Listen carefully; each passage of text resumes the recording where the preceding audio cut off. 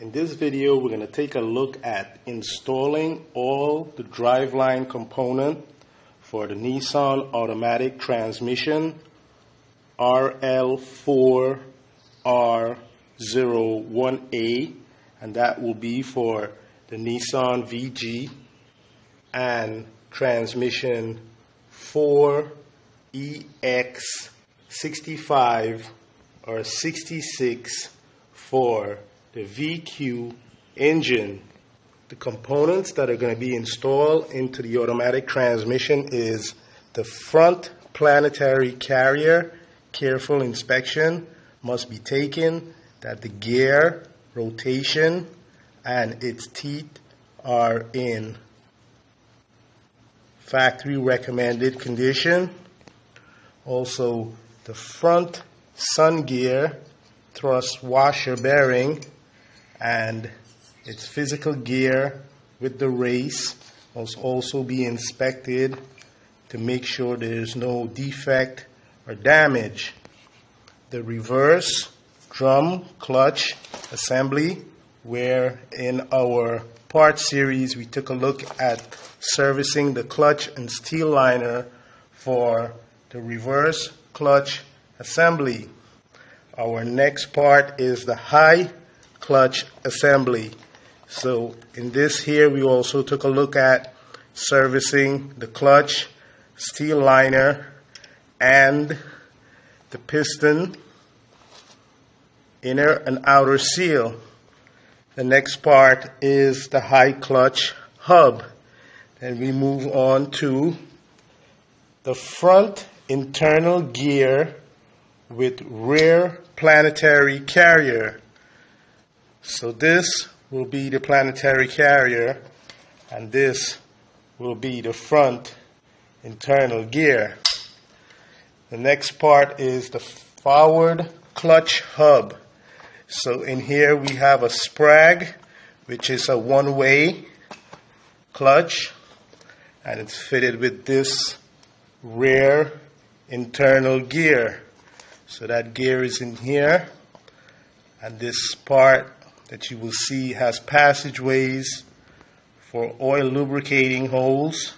Very important that those holes are blown out with some high pressure air. We also might need a gel or Vaseline for holding these plastic washer against the surface when installing. Our first part for installation will be this front planetary carrier and its thrust washer bearing. So we can see we have the same thing on the back of this front planetary carrier. We have this plastic with it has 5 lugs in it that has to be placed into those holes. So let's go ahead and take a look at what's involved in installing the driveline component into this forward clutch rotating assembly. So what we have here, like we have taken a look in the other video, is a low one-way clutch on the back. And when we take a look at the back, you'll see we have 4 holes which have to be aligned with the transmission case when this is installed. Now you also have to look at when it's installed, you have some spline here that has to be fit into a set of clutch. So let's go take a look at the transmission case. Okay, so here I have the transmission case with the reverse band belt in position. Now once this snap ring is removed, all these clutches will be able to lift out of here for servicing. Now we're going to take a look at that when we're going to be assembling this complete rotating assembly into the transmission case. But what's important is these 4 holes that I showed you before. You want to make sure that they align with the forward drum clutch assembly. So you're going to have to look in our next video to see how we do that, placing this forward clutch rotating assembly inside the transmission. So the first thing we want to start with is placing this thrust washer bearing.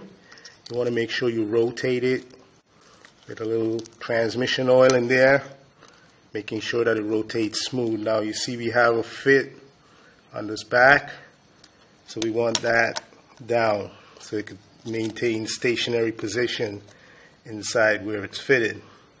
Now the next thing will be is that before you make your final installation is you want to place all these parts like this front planetary carrier into the clutch to align all the teeth so they will be easier for installing. So you see I have this plastic already stuck to the back of this carrier, so I just want to drop it in there.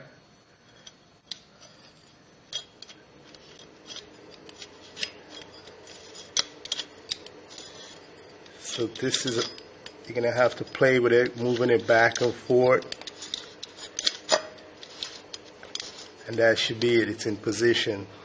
Now you want to take your finger and just lift on that washer. You see how I pop it out of position? Well, that's too much force.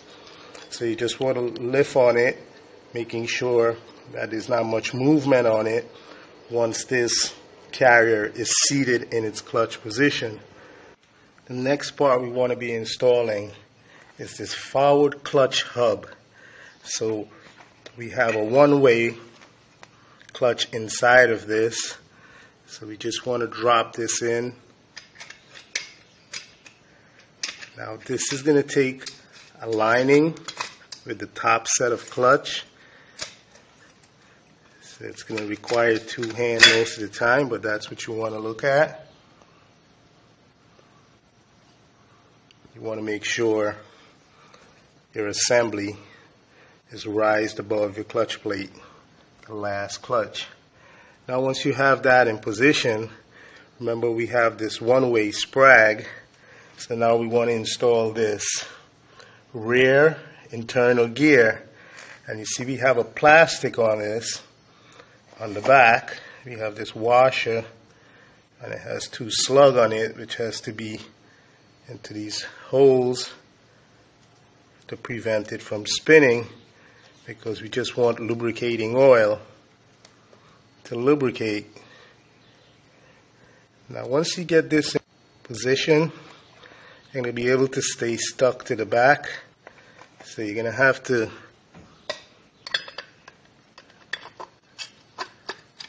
just fit it in there. You want to use transmission oil when you're assembling this stuff. So that's it. So that's it in position. So you always want to put your finger down here, trying to move it up and down to check on that thrust bearing washer, making sure it's in position. But this is all the way down. So that's how you will be able to reference if yours is correct.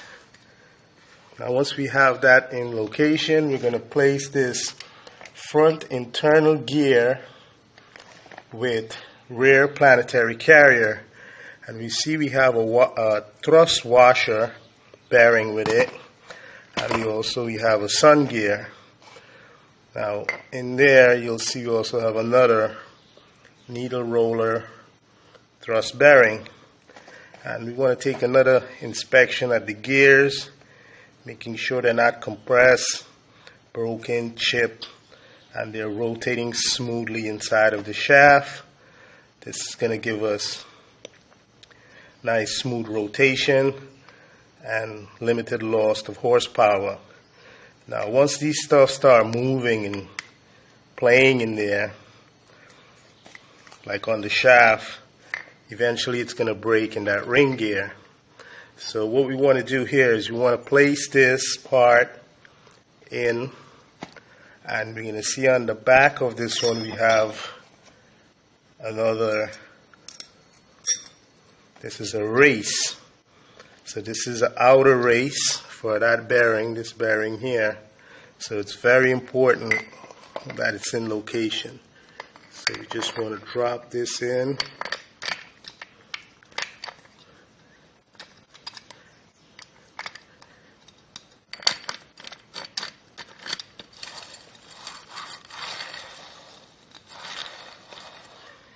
Now we're going to place this sun gear, and we want to make sure this smooth side is down on the roller for that bearing. You don't want to have this side up because that's going to destroy the bearing. Then we're going to replace this one piece thrust bearing. I'm going to place that in location. Now the next part to install is this front planetary carrier. So we want to do the same thing here, take a careful inspection of all the gears and how they're seated into the shaft. We also want to see that this has another roller bearing, a needle roller bearing. And you never want to have this bearing placed like this because the surface will destroy the rollers.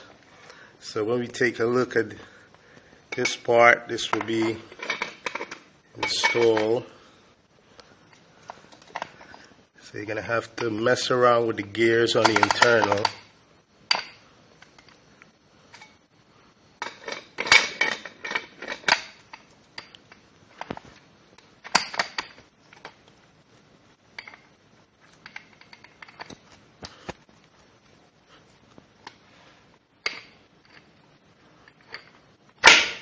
So that's it. So you want it level like that. Now once it gets into position, you'll be able to put your finger in there and spin it to feel the rotation. You could test it out with the input shaft. Place that input shaft in there, making sure that you get a smooth rotation. Now once we have that in location, we're going to want to take this part, and this is the front sun gear. So remember, we have a thrust bearing here, and also on the back we have this race. This is an outer race, side race for this roller bearing. So we're going to place that in location. Now you see that race just fell out of position. So we could place this like that. As long as we have those 4 lugs sitting in there, that's what we're looking for. Now I just want to take a test spin of this, making sure I get a smooth rotation. Now my next part is this high clutch hub. So we can see in here we already have a needle roller bearing, and this is going to roll against this side race. So here we can see we have 3 slug on this side race for the bearing, so you have to be careful, make sure that's in location. So we're going to take this here, we're just going to place that in there. Now you're going to place some petroleum jelly on this to hold it back on to the surface. But what's important is that you have all these clutches, these fiber clutch, these wet clutch, aligned. So when we're going to be placing it on here, it's going to be easy.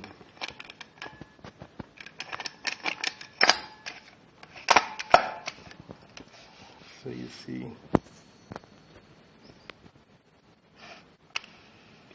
relation to clearance.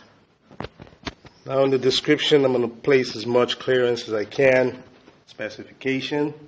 So when we look in here, we could already see we have a side race for a bearing. Now that bearing will be this here, that's with the bell housing, that's the front pump.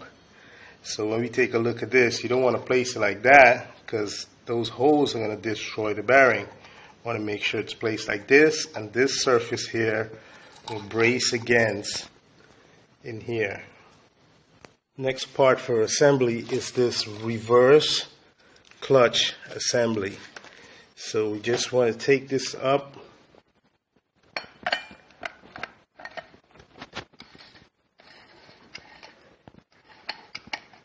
want to keep rotating it. So this is going to require 2 hands because this here has to interlock with this channel, something like that. That is what you want to have once this reverse drum clutch assembly has been seated. So this is what the unit will look like once it's assembled inside the transmission. Now we have to replicate this inside the transmission. So now let's take a reverse side look of this assembly. This is the reverse side look, and like I've said, started the video before, you have to make sure you align these 4 holes with the ones that are in the transmission while placing the clutches in line with this assembly. Now in our next video, we're going to take a look at assembling this very same component into the transmission with the output shaft, the input shaft, the paw gear, this is for parking, with its thrust bearing, and this important clip that is required for those last stack of clutches back here. This is going to have to be sacked. It's going to be needing the clip to hold it together. So when the transmission is in operation, they will stay firm but not clamped. So they do not come apart like this when the vehicle is being driving if it doesn't have the clip. So in the next video, we're going to take a look at installing all the assembly into the transmission case. And if you notice, I have it placed inside of a bucket because this is where you're going to need transmission oil for lubricating and washing the internal parts, and this will be a good way for collecting that oil. Once you're complete with assembling the rotating assembly inside of the transmission, it's time to take it apart and also take inspection of how you place your part together, especially those washers and those thrust bearing, those needle roller bearing. Another thing is that when assembling the component, always use transmission oil. It will help wash any contaminant or foreign debris that may stuck to the surface. You always want to make sure your assembly is absolutely clean. Therefore, you're going to be using new transmission oil for assembling. This is the rotating assembly inside of the transmission. These are the components that's most of the time in motion when the vehicle is being driven. And most of the time, the parts, the clutches, and the steel liner, including the inner and outer seal for the pistons, are the parts that's going to be needing replacement so the transmission could continue operating and driving the vehicle. Not so much the valve body. Since the clutch and the steel liner has to engage and disengage for controlling the gear and forward with reverse motion, most likely those clutches will see wear and tear and eventually fail to perform. Same thing for the inner and outer rubber ring or seal for the piston inside the clutch assembly. If those seals fail, the pressure from the hydraulic pump will not be able to apply to the clutch and steel liner for locking up and unlocking features.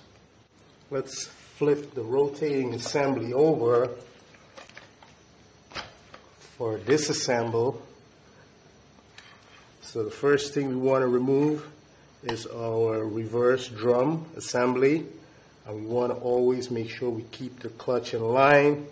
And you're going to take inspection as you're taking it apart.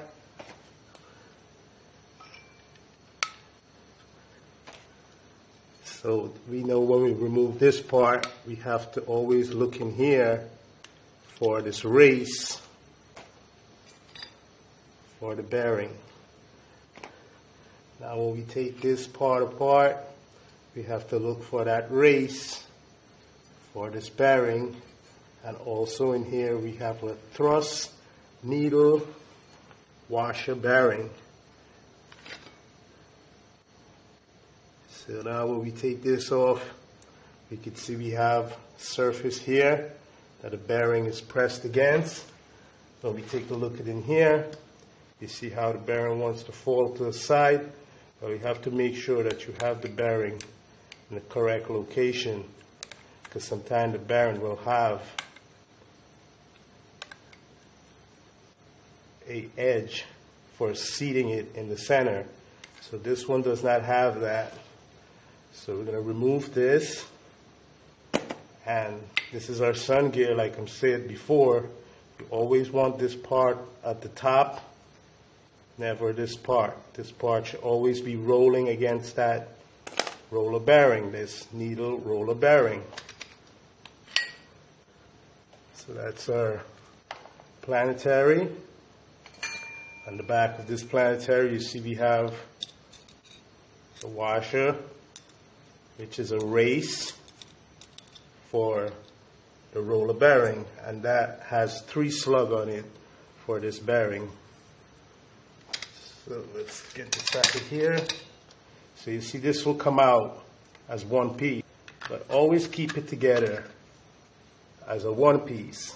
So you see here again, this is a 2-piece.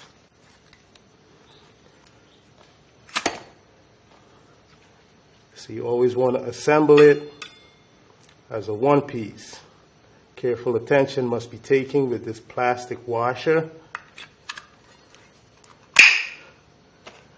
And now we have our last piece that was fitted. So you see when we remove, we're seeing all our parts are nicely fitted in location. That's telling us that the assembly was successful. Critical that you do not place this bearing like this, making sure it goes like this, with this leading edge seated on the inside. So our disassemble has proven to us that the assembly is correct, because all the parts remain in location and nothing is broken. In our next video, we're going to take a look at installing all these components one by one before we can install these set of clutch and steel liner inside the transmission tail. So here we have another spring retainer ring. We do not have a piston or seal in the rear that may need servicing. How we know this is because we do not see a steel ball on the external of that backing plate. If there was a steel ball on that plate, it would lead us to believe that it is a piston and may require inner and outer seal. Look out for it in some units.